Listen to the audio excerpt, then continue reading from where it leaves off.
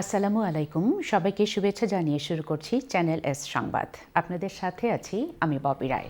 শুরুতেই জানিয়ে দিচ্ছি সংবাদ শিরোনামগুলো। শেষ হচ্ছে না কস্ট অফ লিভিং সংকট, মুদ্রাস্ফীতি বেড়ে দাঁড়িয়েছে 2.3%। জলবায়ু পরিবর্তন মোকাবেলা এবং গণতান্ত্রিক অধিকার প্রতিষ্ঠায় বিশেষ অবদানের জন্য জাতিসংঘ সদর দফতরে আয়োজিত সামিটে ইয়াং অ্যাক্টিভিস্ট সম্মাননা পেলেন বাংলাদেশি তরুণ সোহানুর রহমান। প্রথমবারের মতো রাশিয়ার অভ্যন্তরে ব্রিটেনের তৈরি দূরপাল্লার স্টর্ম শ্যাডো ক্ষেপণাস্ত্র নিক্ষেপ করল ইউক্রেন। সংস্কার কাজ শেষ করে দ্রুত নির্বাচন দিলেই জাতির জন্য মঙ্গল, বললেন মির্জা ফখরুল ইসলাম আলমগীর। শুনছিলেন শিরোনাম, এবার যাচ্ছি বিস্তারিত সংবাদে। শেষ হচ্ছে না কস্ট অফ লিভিং সংকট। গত অক্টোবর মাসে মুদ্রাস্ফীতি বেড়ে দাঁড়িয়েছে 2.3%। এতে করে আরও বেশি হুমকির মুখে পড়ল মানুষের জীবনযাত্রার ব্যয়। Office for national statistics ONS বলছে, জ্বালানি বিল বৃদ্ধির কারণে মুদ্রাস্ফীতিতে চাপ পড়েছে। গত সেপ্টেম্বর মাসে মুদ্রাস্ফীতি ছিল 1.7%। বিস্তারিত ডেস্ক রিপোর্টে। একটি জ্বালানি কোম্পানির এই কর্মকর্তা শুনছেন কাস্টমারদের বাড়তি ব্যয় সংকটের কথা।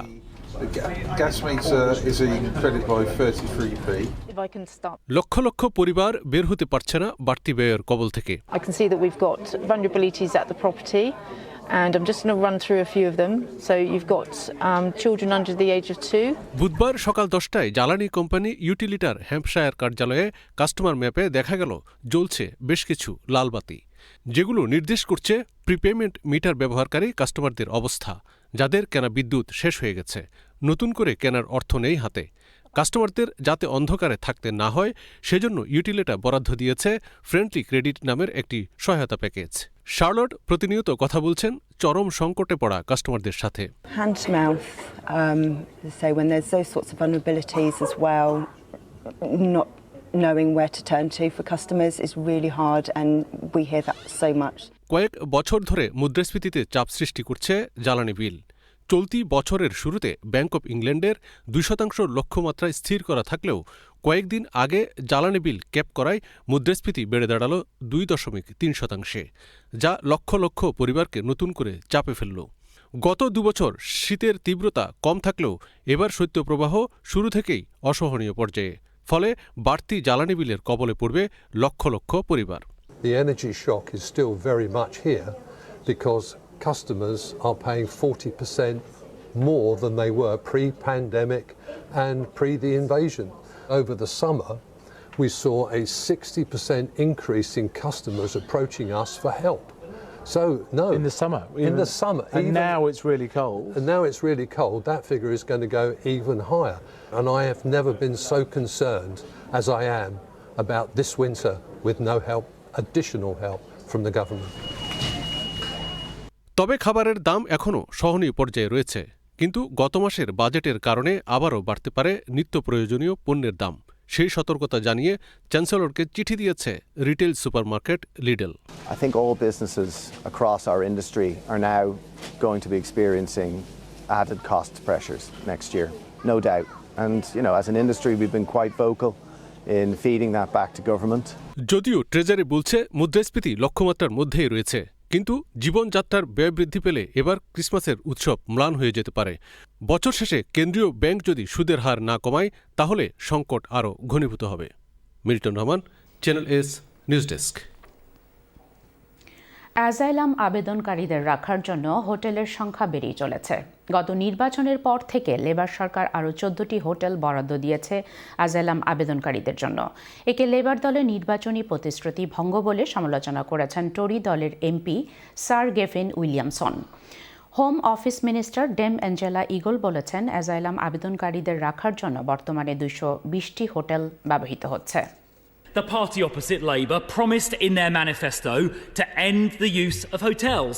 And yet the Minister has just admitted at the dispatch box, far from ending the use of hotels, they are in fact opening up even more. 14, she just admitted. Perhaps it should come as no surprise now that once again the Labour Party are doing the precise opposite of what they promised in their manifesto. জলবায়ু পরিবর্তন মোকাবেলা এবং গণতান্ত্রিক অধিকার প্রতিষ্ঠার ক্ষেত্রে বিশেষ অবদান রাখার জন্য ইয়াং অ্যাক্টিভিস্ট সম্মাননা পেলেন বাংলাদেশি যুবক সোহানুর রহমান। জেনেভায় জাতিসংঘ সদর দফতরে আয়োজিত সামিটে এ সম্মাননা অর্জন করেছেন সোহানুর রহমান সহ বিশ্বের 5 ব্যক্তিকে এ সম্মাননা দেওয়া হয়েছে। সোহানুরের এই অর্জন বাংলাদেশের জন্য মহাগৌরবের। বিস্তারিত জানাচ্ছেন আসাদুজ্জামান শুভ।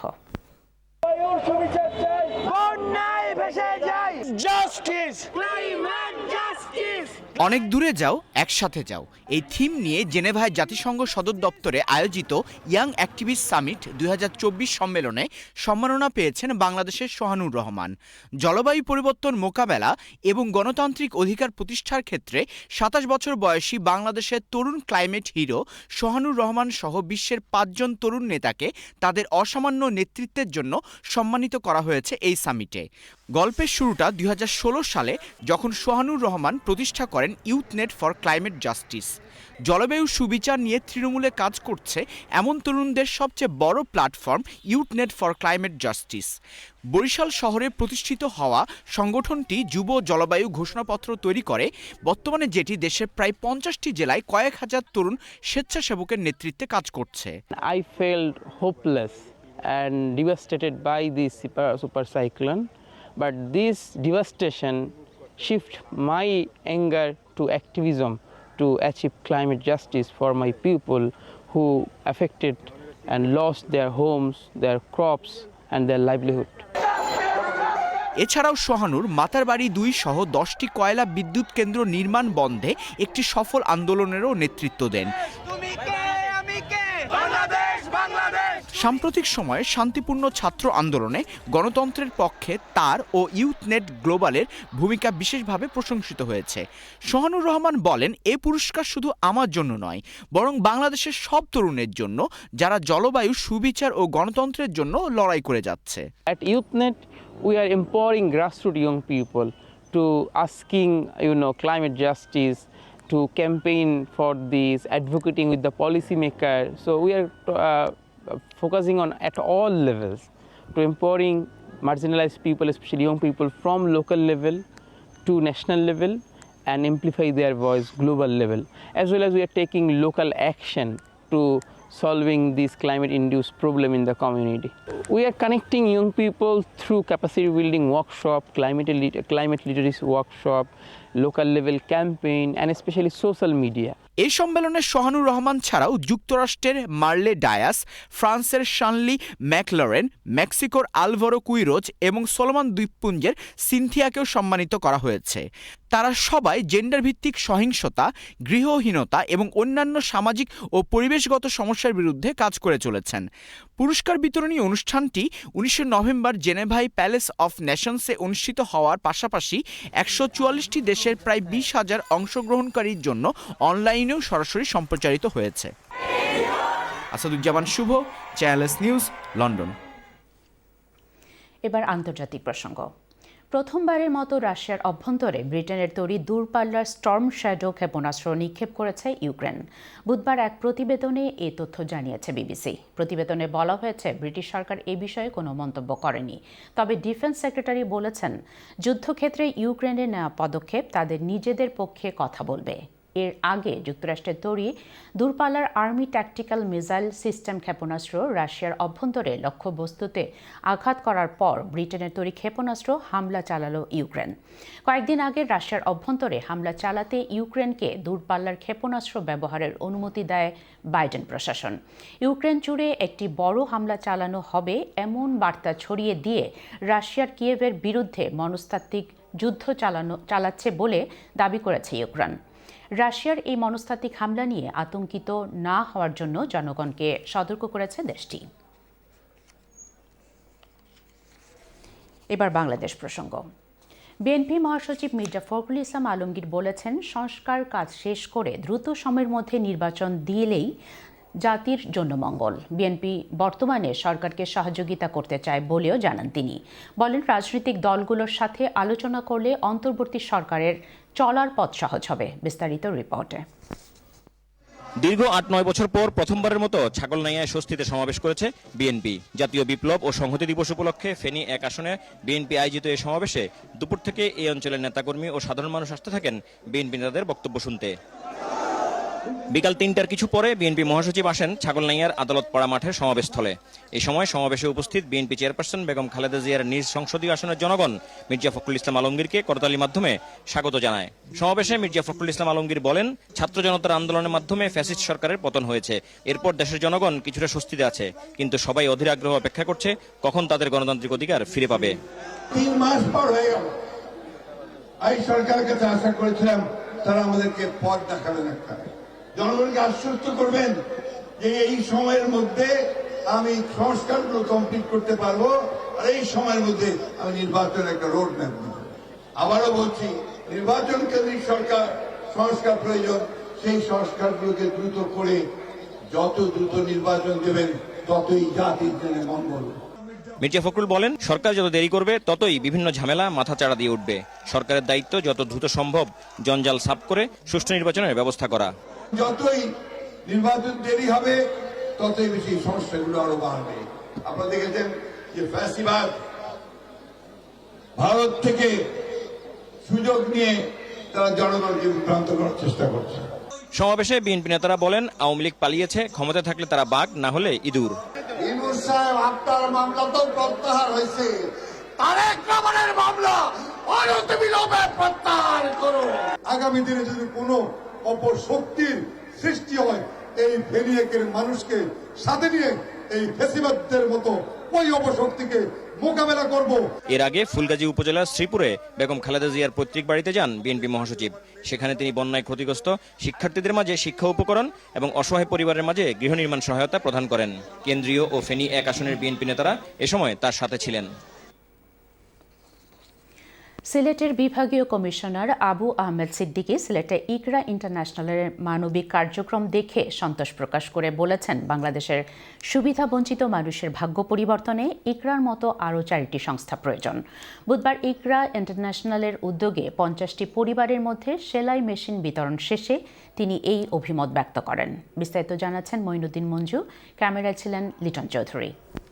আমার নাতিনোর লাগে নিরাম, আমার নাতিনোর মা নাই বাবা নাই, ও একটা ফাইও কর্ম করিয়া খাইলে ওর ভবিষ্যতের একটা উপায় আসবে, ও নিজেরটা নিজে চলতে পারবো। আমি যদি আমার পরে ওর তো আর কেউ নাই, আমি নানু ছাড়া আর কেউ নেই, আল্লাহ আছে। এই পরিবারের মতোই 50টি অসহায় পরিবার ইকরা ইন্টারন্যাশনালের উদ্যোগে সেলাই মেশিন পেয়ে এখন স্বাবলম্বী হওয়ার অবলম্বন খুঁজে পেয়েছে। তারা প্রাণ ভরে দোয়া করছে ইকরার সকল দাতাদের প্রতি। অনেক ভালো, অনেক উপকার হয়েছে, আমাদের মতো মানুষ এগুলা পেয়ে অনেক খুশি।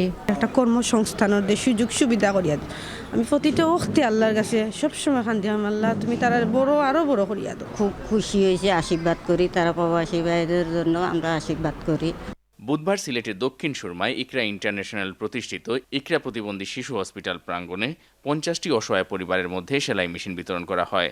অনুষ্ঠানের প্রধান অতিথি সিলেটের বিভাগীয় কমিশনার এবং সিলেট সিটি কর্পোরেশনের প্রশাসক আবু আহমদ সিদ্দিকী এনডিসি ইকরা ইন্টারন্যাশনালের মানবিক কার্যক্রম দেখে উচ্ছ্বসিত প্রতিক্রিয়া ব্যক্ত করেন। ইকরা ইন্টারন্যাশনাল ইউকে তাদেরকে ধন্যবাদ জানাচ্ছি যে একেবারে সমাজের অবহেলিত এবং এরকম চ্যালেঞ্জের মুখোমুখি যারা তাদেরকে সেবা দিচ্ছে। ইকরা ইন্টারন্যাশনাল বাংলাদেশ চ্যাপ্টারের চেয়ারম্যান বিশিষ্ট সাংবাদিক মুক্তাবিসুর নূরের সভাপতিত্বে অনুষ্ঠানে অতিথি হিসেবে আরও উপস্থিত ছিলেন দৈনিক সিলেটের ডাকের অতিথি সম্পাদক নজরুল ইসলাম বাসন, ইকরা ইউকের vice chairman M A Latif, treasurer Rukeya Khatun, Sylhet press ক্লাবের সাবেক কোষাধ্যক্ষ ও প্রবাদ বেলা সম্পাদক কবির আহমদ সুহেল। যদি এরা নিজেরা তাদের আর্থিক অবস্থাকে সচ্ছল করতে পারে, তখন এই পরিবারগুলো তো সমাজের বোঝা থেকে কমে গেল, তখন আমরা ভবিষ্যতে আরও কিছু সহযোগিতা করতে পারবো এবং আমার মনে হয় আমাদের প্রবাসী ডোনাররাও এই ক্ষেত্রে উৎসাহিত হবেন। প্রবাসী ভাই বোন যারা তারা যেভাবে দান করেন এটা আনবিলিভেবল এর জন্য মানে আরও যাতে তারা এগিয়ে আসেন, তাদেরকে আমরা মোটিভেট করি যে তারা সবাই প্রত্যেকে ইন্ডিপেন্ডেন্ট হিসাবে তারা স্ট্যান্ড করতে পারে অন দেয়ার ফিট।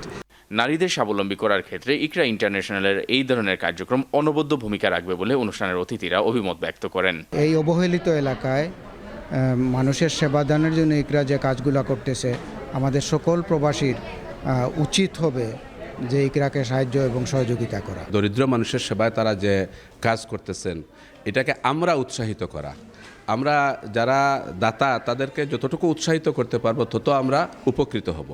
সেলাই মেশিন বিতরণের পর সিলেটের বিভাগীয় কমিশনার আবু আহমদ সিদ্দিকী ইকরা প্রতিবন্ধী শিশু হসপিটাল পরিদর্শন করেন।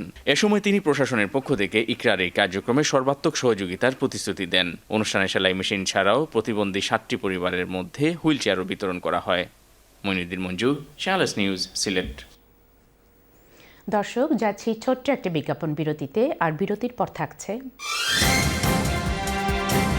কুয়েতে আন্তর্জাতিক হিফজুল কোরআন প্রতিযোগিতায় বাংলাদেশের আনাস মাহফুজ প্রথম এবং কেরাতে তৃতীয় হলেন কারি আবু জর গিফারি। এবং মুক্তিযুদ্ধের প্রবাসী সংগঠক মোহাম্মদ ফিরোজের স্মরণে ওয়েলসে আয়োজিত হল স্মরণসভা।